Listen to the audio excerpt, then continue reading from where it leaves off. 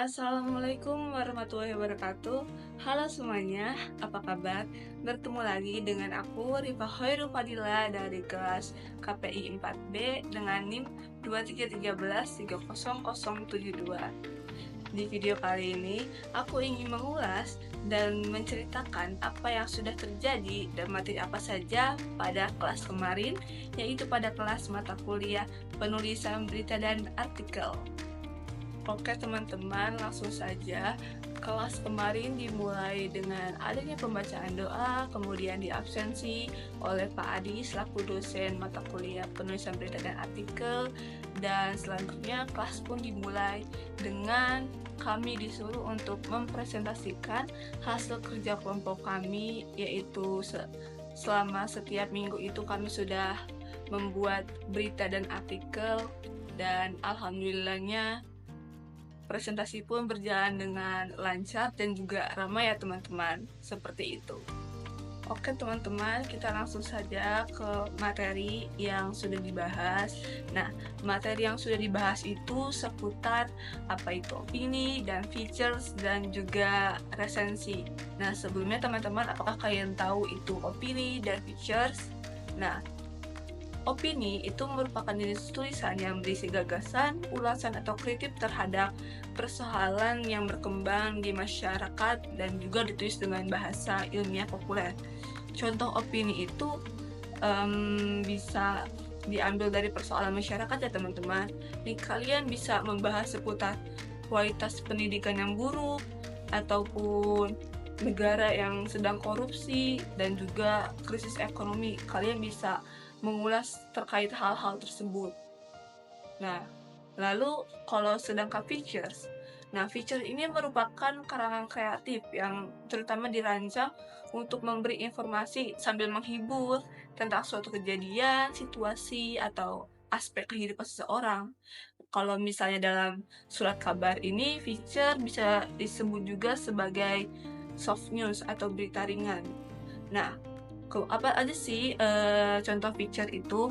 Kalian bisa ngambil misalnya berita di balik musibah sebuah bencana, atau kisah-kisah penjual atau peraih medali emas, ataupun kisah tentang perjalanan dan pertualangan. Pokoknya seputar kisah-kisah yang menarik dan juga inspiratif, seperti itu teman-teman. Nah teman-teman, dalam penulisan sebuah artikel opini ya, itu juga kalian harus perhatikan rambu-rambunya. Walaupun semua persoalan itu dapat ditulis dalam bentuk opini, tetapi ada juga tuh yang harus diperhatikan. Yang pertama, persoalan aktual dan menjadi perhatian masyarakat.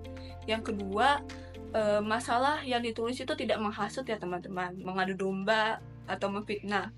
Terus yang ketiga, tulisannya itu harus berupa solusi terhadap persoalan.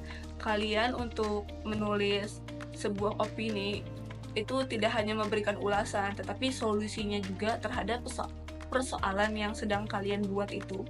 Kemudian teman-teman, ada juga nih teknik menulis artikel opini. Yang pertama, ada masalah yang akan ditulis. Masalahnya itu kita bisa dapat dari searching di internet, atau membaca buku, dan atau juga kita bisa pengalaman diri sendiri. Terus yang kedua itu jangan lupa ya, kita harus melengkapinya dengan bahan-bahan dari pustaka. Terus juga bagi penulis pemula itu tuh harus didiskusikan masalahnya dengan teman ataupun pakar, dan juga harus didukung dengan fakta ataupun data. Kemudian artikel juga itu harus ada saran dan juga pemecahannya ya teman-teman. Nah, jangan lupa mencantumkan sumber kutipan jika mengutip pendapat dari orang lain. Kalaupun kalian ragu terhadap apa yang kalian tulis, terhadap persoalan yang kalian tulis itu, batalkan saja penulisannya, tidak apa-apa. Nah, teman-teman, kemudian juga ada aktualitas opini. Nah, itu tuh harus berkaitan dengan kejadian yang ada dan di tengah-tengah masyarakat, seperti unjuk rasa, kenaikan gaji, biaya mahal sekarang-sekarang ini. Terus juga aktual juga bisa diambil dari hari besar ataupun hari internasional, seperti hari pramuka, hari pendidikan, hari penyakit HIV, dan sebagainya seperti ini teman-teman. Nah, kemudian teman-teman, ada juga nih proses penulisan artikelnya. Ada 3 tahap penulisan ya, teman-teman. Yang pertama itu tahap pra-penulisan. Nah, pada tahap ini, penulis itu harus mampu mencari pokok persoalan yang ditulis, itu mencari referensi, terus juga menyiapkan outline-nya. Terus juga penulis harus memiliki kebiasaan menulis apa yang dibaca, dilihat, dan didengarnya. Seterusnya ada kedua, itu tahap penulisan. Nah, tahap penulisan ini penulis harus dilakukan itu adalah membuat draft tulisan. Terus hal yang harus diperhatikan yaitu penggunaan bahasanya. Harus bahasa Indonesia yang terkesan sederhana dan juga mudah dipahami. Terus juga lebih baik menggunakan banyak titik daripada koma. Dan juga perhatikan kelengkapan subjek predikat, gaya bahasa, pemilihan kata, penataan paragrafnya, tanda baca, dan ejaan. Dan selanjutnya itu tahap pasca penulisan. Nah, pada tahap ini itu dilakukan editing atau revisi yang berkaitan pada apa yang kita tulis di tahap penulisan tadi, teman-teman. Selanjutnya ada jenis artikel. Yang pertama ada artikel pengetahuan populer, misalnya tentang sejarah peradaban, potret pendidikan. Yang kedua ada artikel penuntun praktis, misalnya itu memberi petunjuk ya teman-teman. Misalnya merawat kecantikan, sukses mengelola keuangan, dan sebagainya. Kemudian yang ketiga ada artikel politik. Nah, selain pakar politik, siapapun itu dapat menyoroti persoalan yang terkait dalam dimensi politik. Misalnya, kita juga nih teman-teman sebagai penulis, kita dapat menginterpretasi permasalahan politik teman-teman. Misalnya kasus kayak kebijakan pada pendidikan, kebijakan pada ekonominya, seperti itu.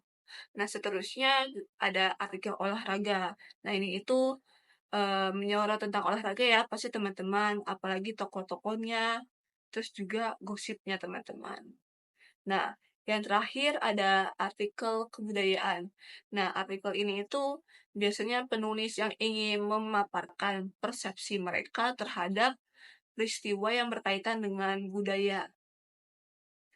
Oke teman-teman, selanjutnya kita bahas ke resensi.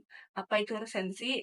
Resensi juga itu bisa dikatakan sebagai penilaian atau ulasan suatu buku, kemudian merekomendasikannya kepada pembaca. Nah, dalam resensi ada strukturnya teman-teman. Yang pertama itu identitas buku. Isinya itu ada judul, penulis, penerbit, jumlah halaman, tahun terbit, edisi, dan harga. Kemudian yang kedua itu ada isi bukunya. Nah, di dalam isi buku ini kita menjelaskannya teman-teman. Isi buku itu apa saja. Biasanya itu kita bisa menjelaskan per babnya, per subbabnya, dan sebagainya teman-teman. Nah, kemudian yang terakhir itu ada merekomendasikannya. Merekomendasikannya itu biasanya kita mengisi kesan terhadap buku yang sudah kita resensi.